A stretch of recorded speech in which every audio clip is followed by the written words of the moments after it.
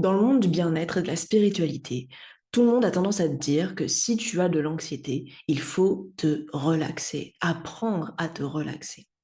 Mais ce qu'on ne te dit pas, c'est que les personnes qui reçoivent ce type de conseils ne se débarrassent pas vraiment de leur stress. Il est simplement mis de côté temporairement pendant le temps de la pratique de relaxation, si celle-ci est réussie, ce qui n'est pas toujours le cas quand tu as pas mal de stress et d'anxiété. Parce qu'en réalité, quand tu as des stress post-traumatiques ou de l'anxiété, ce dont tu as besoin, ce n'est pas de la relaxation, mais c'est de construire ton sentiment de sécurité intérieure. Et peut-être que tu vas me dire, mais du coup, la relaxation, les pratiques zen, tout ça, est-ce que c'est pas censé amener un sentiment de sécurité intérieure? Eh bien, en réalité, les pratiques de relaxation et de méditation te permettent surtout de décharger un niveau de pression qui est là. Mais ça ne permet pas de construire une sécurité intérieure qui serait synonyme d'une confiance en toi, d'une confiance en la vie, d'une confiance dans les autres et une confiance en l'avenir. Ça, le fait de simplement apprendre à se relaxer, ça ne suffit généralement pas. Et comment je le sais ça, moi? Déjà parce que pendant plus de 15 ans, j'ai été dans les milieux du développement personnel depuis l'adolescence et que j'ai testé tout un ensemble de pratiques. Mais aussi parce qu'au bout d'un moment, je suis devenue thérapeute. Je me suis formée, et notamment sur tout ce qui touche à la guérison des traumatismes et des stress post-traumatiques et l'anxiété, la dépression ou le burn-out. Et parmi les personnes que j'accompagne, il y a une grande majorité de personnes qui sont hypersensibles, avec des profils atypiques, créatifs ou entrepreneurs. Et ces personnes-là ont des profils qui ont une tendance anxieuse plus importante que la plupart des gens. Pour te donner quelques chiffres, les personnes qui ont un TDAH ont 47% de risque de développer de l'anxiété, notamment de l'anxiété de performance liée aux difficultés des personnes qui ont les TDAH à passer à l'action de manière disciplinée et régulière dans le temps.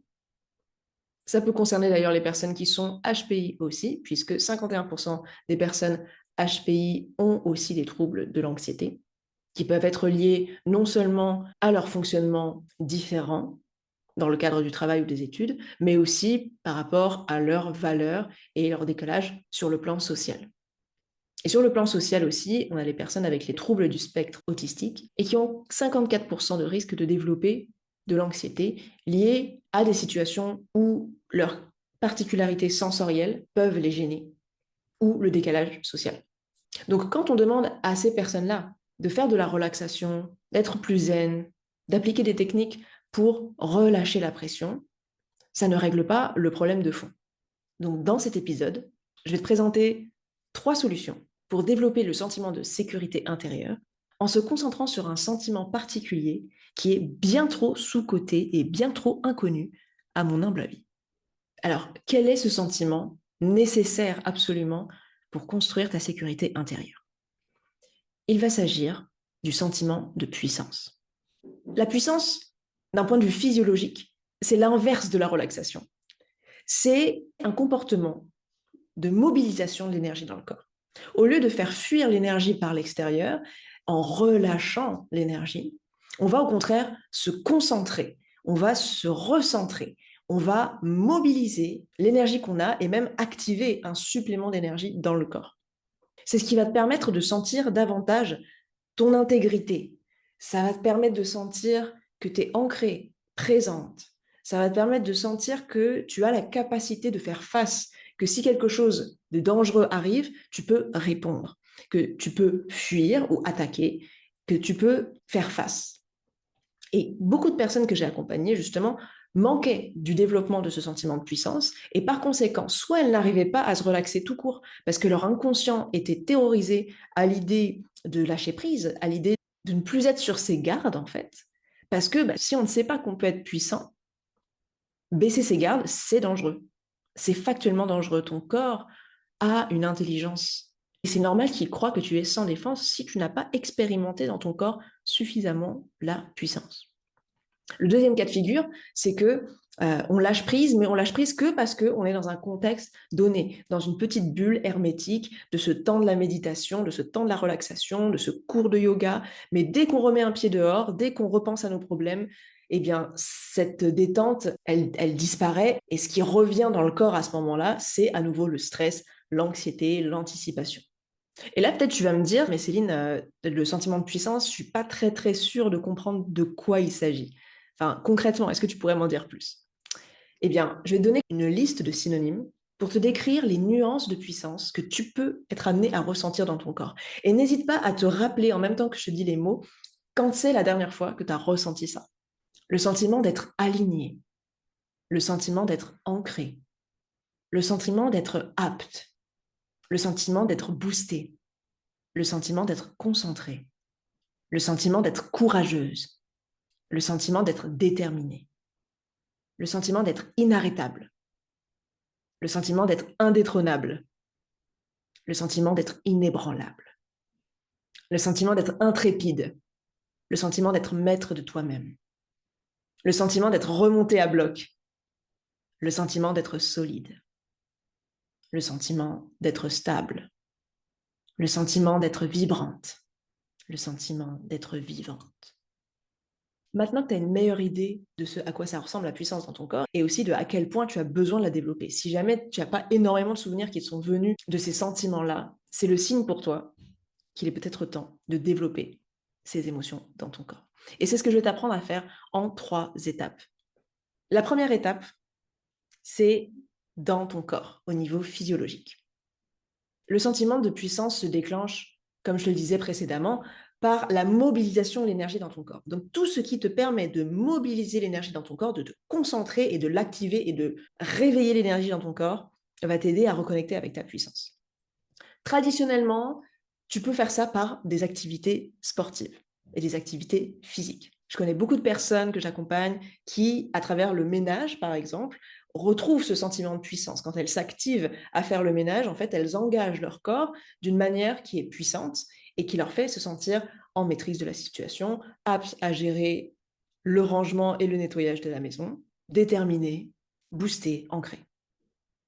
Certaines personnes ont envie de se mettre à l'activité physique, mais ça peut être difficile parce que, d'après ce que j'observe, quand on a des troubles anxieux, ça peut souvent être lié à des problèmes d'estime de soi, de problèmes de relation avec le corps, et dans le corps, de stockage de pas mal de traumas, de mémoires traumatiques qui sont là. Et donc, quand on bouge beaucoup avec le corps et qu'on l'active et qu'on développe sa puissance, ça vient activer aussi les traumas à l'intérieur. Donc, ça peut être un peu violent et le système nerveux peut du coup rejeter ça. Moi, ça a été mon cas personnellement et c'est un long chemin de guérison et de récupération de ma souveraineté dans mon corps que j'ai entamé il y a plusieurs années de ça. Et vraiment, c'est très important quand il s'agit du corps d'y aller étape par étape, de lui permettre de progresser à son rythme. Et si jamais tu sens qu'aujourd'hui, toi, le sport, c'est quelque chose qui est trop éloigné de ce qui est possible ou de ce dont tu as envie, je vais t'apprendre une technique très simple qui peut te permettre d'activer la puissance dans ton corps dès maintenant. Elle marche pour 99,99% des personnes que j'ai accompagnées. Donc j'ai confiance dans le fait que cette technique, elle peut t'aider.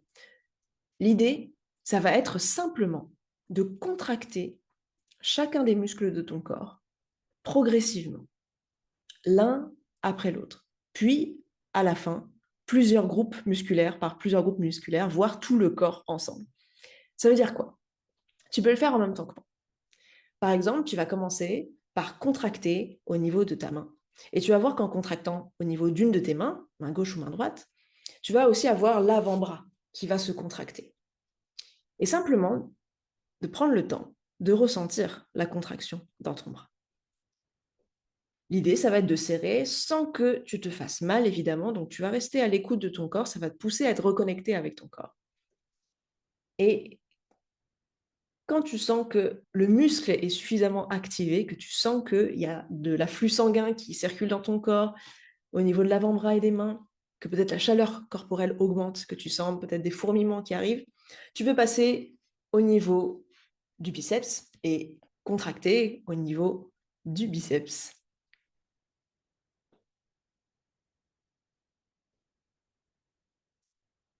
Et tu répètes, par exemple avec le triceps, tu peux tourner ton bras vers l'arrière et contracter donc l'arrière du haut du bras et ressentir également la sensation dans ton corps de réchauffement, le sentiment que ça vient mobiliser ton énergie. Et là déjà, juste en ayant fait un des bras, compare avec ton autre bras qui n'a pas été activé. Quelles sont les sensations que tu ressens? Quelle est la différence entre le bras que tu as contracté et le bras que tu n'as pas contracté? Moi, personnellement, le bras que je n'ai pas contracté, il m'a l'air beaucoup plus fin dans ma perception intérieure. Il a l'air plus endormi, moins présent, plus fébrile. Tandis que le bras qui a été contracté, je sens sa puissance. Je pourrais taper dans des choses avec ce bras. Je sens qu'il est plus vif, il est plus précis. Il y a une fermeté, il y a une vivacité dans ce bras qui n'est pas présent dans le bras qui n'a pas été activé, qui est resté au repos. Tu peux décider de faire cette pratique-là sur l'ensemble de ton corps et de contracter les muscles de l'autre bras pour équilibrer, puis le haut du corps, le torse, le ventre, les abdos, le dos, les différentes parties du dos, le cou, même le visage. Tu peux contracter les muscles de ton visage de plein de manières différentes. Tu vas voir, c'est très marrant. Ensuite, évidemment, les fesses, les cuisses, les mollets, les pieds, les doigts de pied. Tu peux contracter aussi au niveau du périnée, au niveau de ton sexe et aussi au niveau de l'anus. Et tout ça, ça va te permettre de reprendre conscience de ton corps, mais pas juste de manière relaxée et dans le lâcher prise, mais au contraire d'une manière concentrée dans la maîtrise. Et ça, c'est un élément essentiel à la sécurité intérieure. Deuxième façon dont tu peux activer la puissance dans ton corps de manière durable, ça va passer par les affirmations. Alors, tu vas me dire, les affirmations, c'est un grand classique du développement personnel, de dire des phrases motivantes, des phrases positives, ok. Et peut-être que tu vas me dire, bah, ça marche pas forcément pour toi. T'inquiète pas pour ça, j'ai une petite astuce pour t'aider à ajuster ce type de phrase pour que ce soit vraiment efficace pour toi. Mais d'abord, si de manière générale, ce type d'affirmation fonctionne pour toi, je t'invite à aller chercher sur Internet, en anglophonie ou en francophonie, s'il y a des phrases qui touchent à la confiance en soi, des affirmations qui touchent le sentiment d'être inarrêtable. Typiquement, on a pas mal de vidéos de motivation sportive qui activent le sentiment de puissance. C'est pas un hasard. Donc typiquement, c'est le genre de choses que tu peux écouter en boucle. Je te conseille de le faire plutôt le matin ou le soir, au moment où ton cerveau est le plus suggestible. Parce que l'idée, c'est que ces phrases-là deviennent des pensées automatiques que tu vas avoir dans ton esprit et qui vont venir te soutenir à des moments sans que tu aies besoin de faire des efforts. Tu vas pouvoir intégrer ces phrases en les écoutant de plus en plus, notamment si c'est le matin ou le soir. Mais si souvent tu ressens en écoutant ce type de phrase, en faisant ce type d'exercice, que tu as du mal à y croire, qu'il y a quelque chose en toi qui a l'impression de te mentir en écoutant ces phrases, en répétant ces phrases. Moi, ce que je te propose, c'est de voir s'il n'y aurait pas une tournure que tu pourrais ajouter à la phrase qui te permettrait de te l'approprier et de connecter avec ta vérité. Par exemple, une phrase que je fais beaucoup répéter aux personnes que j'accompagne, c'est je suis confiant et ancré. Je suis confiante et ancrée. Mais des fois, cette phrase-là, dans le corps de la personne, ça sent pas juste. Elle n'y est pas encore. Et c'est trop tôt pour pouvoir se dire ça de manière sincère. Alors, qu'est-ce qu'on peut se dire? On peut se dire, par exemple, j'apprends à être plus confiante et plus ancrée. Je suis en train d'apprendre la confiance et l'ancrage. Chaque jour, j'apprends à être un peu plus confiante et un peu plus ancrée. Un autre ajustement que tu pourrais faire, c'est peut-être d'ajouter un adjectif ou un contexte qui rend cette affirmation plus personnelle, plus alignée avec tes valeurs. Par exemple, je suis douce, confiante et ancrée. Je suis respectueuse, puissante et inarrêtable. Parce que souvent, autour de la puissance, il y a des mémoires traumatiques. Car la puissance, c'est un dérivé de la colère. En fait, c'est la version la plus saine de la colère, même si la colère peut être très saine aussi dans sa fonction pure d'émotion. Et par conséquent, on confond souvent puissance et colère. Et dans notre système nerveux, dans notre histoire, on a vu et peut-être subi les conséquences d'une colère mal gérée, d'une puissance dominatrice, oppressive, maltraitante, violente. Et par conséquent, on s'est coupé de cette puissance. On a dit, moi, je ne veux pas être violent, moi, je ne veux pas blesser les gens, je ne veux pas maltraiter les gens. Par conséquent, je me coupe de ces émotions-là. Donc si jamais c'est ton cas, le fait de rajouter des mots-clés qui viennent respecter l'éthique, respecter tes valeurs humanistes, tout en étant capable d'embrasser les attributs de la puissance, qui sont des attributs profondément sains et importants pour ta sécurité intérieure et même pour ton empouvoirment personnel et ton épanouissement, ta confiance dans la vie. Rajoute simplement ces mots-clés pour pouvoir t'approprier ces énergies de puissance, sans trahir tes valeurs. Et si jamais, malgré ça, tu sens encore des résistances importantes, mais que tu as vraiment envie de développer ta puissance, ça peut valoir le coup de faire un travail de libération et de nettoyage des traumas, de guérison des traumas, pour que tu puisses te libérer de ces stress qui proviennent des mémoires de ton passé et d'une version de toi qui a subi l'impuissance, donc l'inverse de la puissance. C'est ce qui se passe, c'est ce qu'on ressent généralement lors de la création d'un trauma, c'est de l'impuissance, de l'incompréhension, de l'injustice. Donc l'inverse de se sentir en maîtrise, de se sentir puissant, de se sentir aligné. Troisième et dernière solution pour intégrer la puissance dans ton quotidien, dans ta vie de manière durable, ça va être de t'entourer de personnes qui célèbrent la puissance saine, la puissance joyeuse, la puissance empouvoirante. Parce que ton environnement social fixe des standards auxquels ton corps va chercher à se conformer. Parce que nous sommes des animaux sociaux et qu'une partie de notre identité se forge dans le sens de la communauté à laquelle on appartient, du milieu social dans lequel on appartient.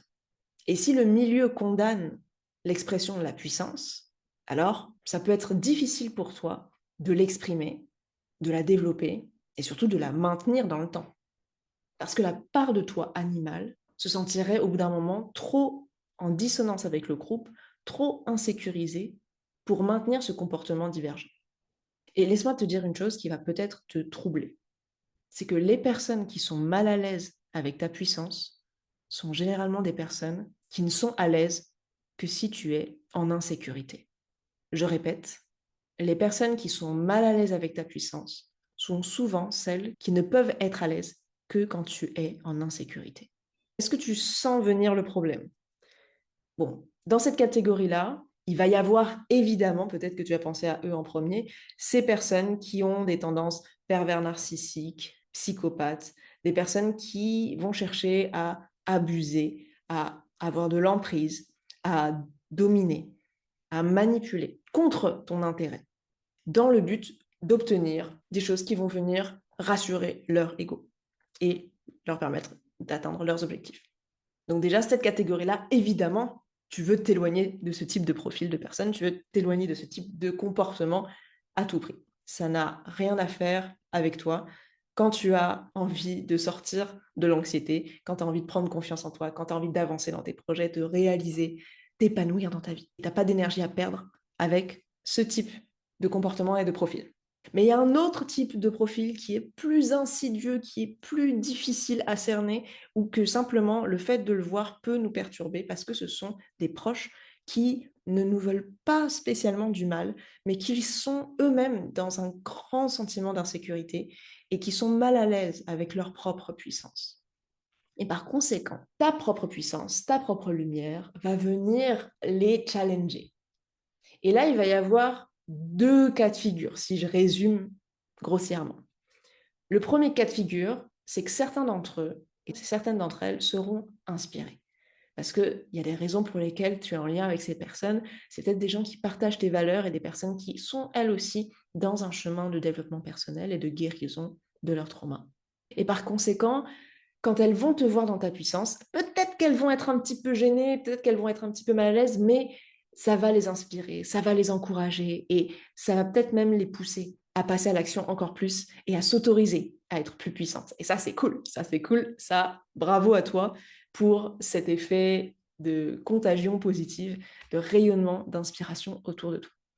Deuxième cas de figure, grossièrement, encore une fois, je précise, il se peut que certaines personnes n'aient aucune envie, aucune ambition, aucune aspiration à vivre une vie particulièrement éveillée, particulièrement qualitative sur un plan émotionnel, sur un plan psychologique, et c'est leur droit.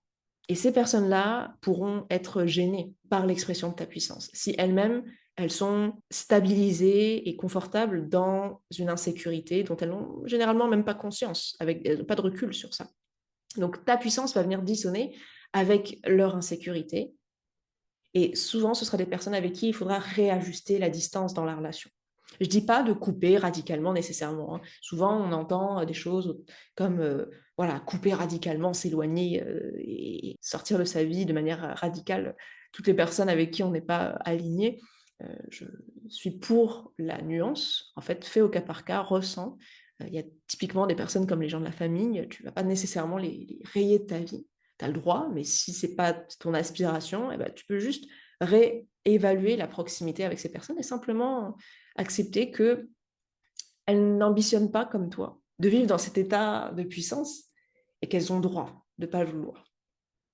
Et que ta puissance peut les mettre mal à l'aise. Donc, il y a certaines choses que tu ne pourras pas forcément partager sereinement avec elles. Typiquement, il y a certains accomplissements ou une certaine manière de présenter tes victoires qui pourraient passer à leurs yeux pour de la prétention, alors qu'en fait, pour toi, c'est juste de la joie et de la célébration. Et c'est pour ça que dans cette troisième solution, je te propose vraiment d'aller créer un cercle de personnes qui aiment célébrer la puissance, qui aiment célébrer les progrès. On va en trouver pas mal dans des milieux de développement personnel, notamment les personnes qui sont plus orientées entrepreneuriat, etc. Parce qu'on est dans du travail, de la résolution de problèmes, de la créativité, du développement de projets. On est dans le dépassement de soi, dans la discipline, dans la gestion. Et c'est un environnement où la puissance est souvent valorisée.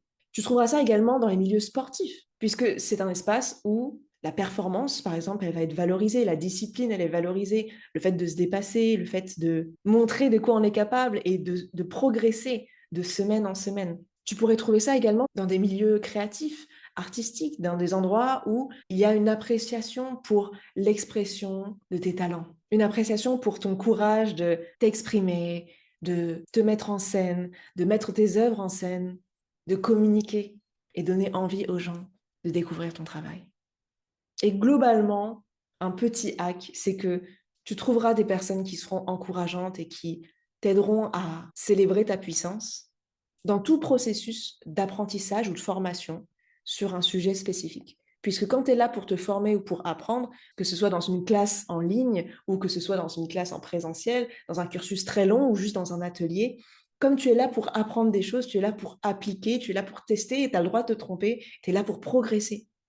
Et du coup, les personnes autour de toi, elles partagent aussi ce voyage, cette aventure de la progression, et elles peuvent comprendre tes difficultés, elles peuvent être connectées à ton expérience, et du coup, c'est beaucoup plus facile de partager la puissance et de la célébrer ensemble.